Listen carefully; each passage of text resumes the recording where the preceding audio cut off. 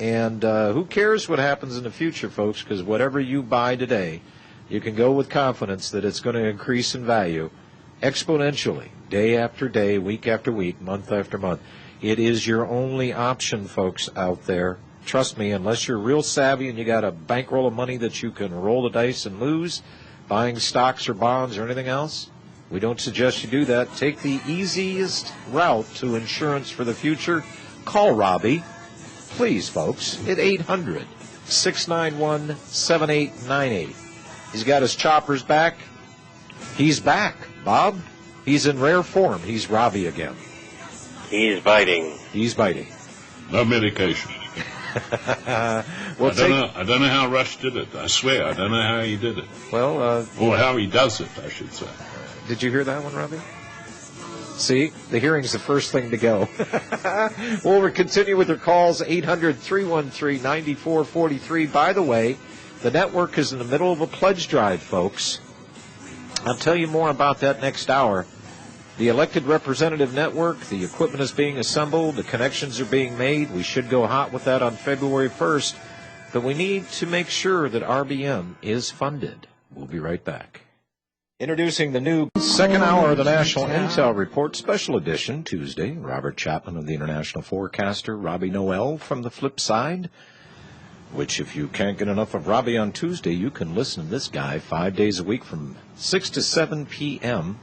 Central Time, right here on Republic Broadcasting Network. And don't forget, he spends an inordinate amount of time posting the information that you need to see and hear on eaglesup.com. Let's go back to the phones here. Gentlemen, Mike in Ohio. Hello, Mike. How you doing? Good. Hey, I happen to... Oh, by the way, Robbie, you wondered how that fella can do it? It's called practice. He's been doing it for so many years. If you were to have him there straight, he couldn't do it. Rush Limbaugh, like falling off a log. Talent on loan from God, along with a prescription of OxyContin. But anyways, the reason I called is that I have Asurion insurance for my cell phone, and I got a pamphlet the other day in the mail, and it's supposed to be new stuff, but the thing that caught my attention was exclusions. This insurance does not apply to the loss or damage caused directly or indirectly by any of the following: government authority, seizure or destruction of property by order of governmental authority, nuclear hazard, nuclear reaction or radiation or radioactive contamination, however caused. If physical loss or damage or fire ensues, or war, including undeclared or civil war, warlike action by a military force, or insurrection, rebellion, revolution, usurped power, or action taken by governmental authority in hindering or defending against any of these. What do you think of that? Robbie? Me? I don't think they miss much. I don't think they did either, actually, but I never noticed that there before. And I haven't made any claims, so this just came out of the blue from Asurion. New things, but they never, Where did you get that information? From Asurion. I have Verizon for my wireless, and Asurion is my. They have the insurance on my phone. If something happens to my phone, they'll replace it. And these are the things. If it's not an act of God, it's by revolution and all. They included all that verbiage in that language. Yes, it says property not covered. Or wait a minute. No. Exclusions. You need to send that over to me. Sure. I really need. They're getting pretty sharp and pretty savvy. Yes. This is clear indication to me that the insurance guys are kind of like the inside traders now. They know what to pay out on, and they know what to not pay out on. Well, I was going to ask Bob. It seems to me that the corporates seem to know more than we do. Uh-huh. That's because they're in on the fix, right, Bob? That's right. They're all the way, whatever the bottom line is, whether it's the leaders Mao Zedong or Stalin or Lenin or Hitler or Mussolini or Barry Soetoro. Yeah. They want in on it. They want to be part of that fascist Nazi structure. You know, I mean, take a look at and people that didn't know what to do with their money after September 11, 2001. The new buzzword is selling security. So anybody that was connected with a company, a corporation, whatever, selling security, that's right, because they were going to be out there selling the fear. And in that climate, the more fear and uncertainty there is, the more secure you have to be, and we're here to provide it. What a bunch of hooey. Anything else, Mike? No, that's it. I'll send it to you, John. How do you want me? Just want me to drop it in the mail. To Ron Rock? You? Yep. Okay. That'll work. All right. Thank you. Thanks, Mike. Jeez, it never ends. We'll be back. Get ready for Real Talk Radio.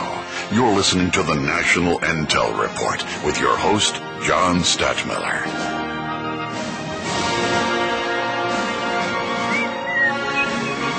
All right, we're back. By the way, gentlemen, Bloomberg, there's somebody that they must designate to listen to this program every Tuesday. You guys remember, how many times have I said this on the program, about what Henry Ford did back at the turn of last century? Well, actually, it was right after the Fed Reserve and the IRS showed up, and there was a call that went over to Henry Ford from Franklin Delano Roosevelt asking Henry what he thought he was doing by doubling people's wages. They were only making $2.50 a day back in 1914, and he doubled it to $5. The reason he did it? The move was made by Ford for the Ford Model T to make it more affordable, created a more stable workforce, and helped stoke the growth of U.S. middle class, according to a lot of historians. Well, guess who's latching on to this one now? China. China is playing around with the idea, and it's so far out of whack, folks. You know, we're over there producing goods to ship back into this country. That's why they're keeping the Chinese yuan low, because that's good for exports. Not necessarily good on the home front, but same thing is said here. Oh, and the lower dollar, that helps our exports. Really? We've become a nation of nothing but consumables, or consumers, consuming everything we can consume. But China is taking a look at this. Chinese factory workers average 24,192 yuan. That equates to $3,544 as of today. The figures will change tomorrow. But according to figures from the National Bureau of Statistics in Beijing, it would take more than 3 years' worth of wages for them to afford the cheapest car advertised on the company's Chinese language website, a 4-door hatchback with a 1.3-liter engine and listed for 78,900 yuan. Of course, glove box and transmission and wheels and tires are extra. At any rate, guys, don't you find this fascinating? That here in this country, where we built everything, we had people working and money flowing through the system.